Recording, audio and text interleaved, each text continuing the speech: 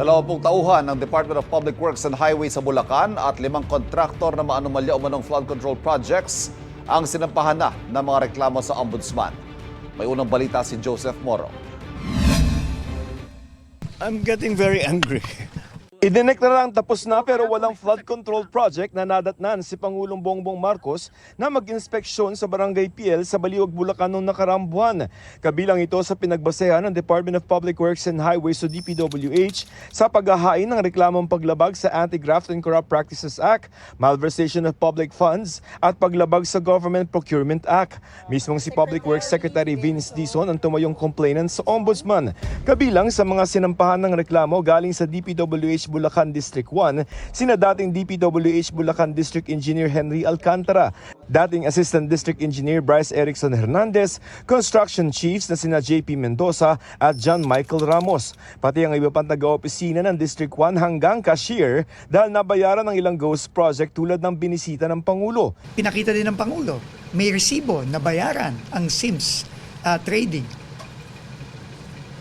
So may nag-issue, may mga nag-authorize ng pagbayad doon. Inireklamo rin ng 5 taga-construction companies sina Sally Santos ng Sims Construction Trading na umaming nag-deliver ng mga kahong-kahong pera kay Hernandez, Mark Alan Arevalo ng Wawaw Builders, Robert Imperio ng IM Construction Corporation, Maria Roma Angeline Rimando at Sara Discaya ng St. Timothy Construction Corporation. Hindi pa kasama sa reklamo ang asawa ni Sara na si Pacifico o Curly Discaya. Si Sara Discaya lang po ang umamin under oath na siya ang beneficial owner ng St. Timothy. Huwag po tayong mag-aalala. Kagaya ng sinabi ko, marami pa to at una pa lang ito. Lumabas sa investigasyon ng DPWH Internal Audit Service o IAS na may sabwatan at paulit-ulit na skema o sistema ang mga inireklamong taga DPWH sa mga kontraktor para palabasing natapos na ang mga proyekto at makasingil sa gobyerno. Ngayong may nakahain ng formal na reklamo o complaint dito sa Ombudsman, ang Ombudsman ay magsasagawa ng preliminary investigation at pagkatapos ng investigasyon ay maghahain naman ng formal na kaso sa Sandigan Bayan kung saan ito lilitisin. Ang importante dito, maibalik ang pera ng tao. Sinusubukan pang makuha ng GMA News ang panig ng mga sinampahan ng reklamo. Ang abogado ni Hernandez gusto pa raw mabasa ang buong complaint. I haven't seen the complaint just yet. However, my take lang is, have we seen the complete picture? Bakit meron ng agad criminal complaint? And I just want to see, sino ba ang respondents dito? Naghain sila ng writ of amparo petition sa Pasay Regional Trial Court. 3 ang hiling nila, mabigyan si Hernandez ng Witness Protection Order, mailagay siya sa Witness Protection Program ng DOJ at mailipat mula Pasay City Jail papuntang PNP Custodial Detention Center sa Camp Crame. Ayon sa kanyang abogado, nasa peligro ang buhay ng DPWH engineer sa Pasay City Jail dahil yan sa mga ibinunyag nito sa Kamara. Kabilang ang pagpangalan kina Senador Jinggoy Estrada at Senador Joel Villanueva na mga nakikinabang umano sa mga proyekto ng DPWH.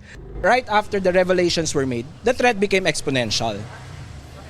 That's why it highly suspect yung pag-transfer sa kanya from PNP Custodial to the Pasay City Jail. The movant ay isang tao na si Bryce mismo ang nag-akusa. So this is not speculative. This is real.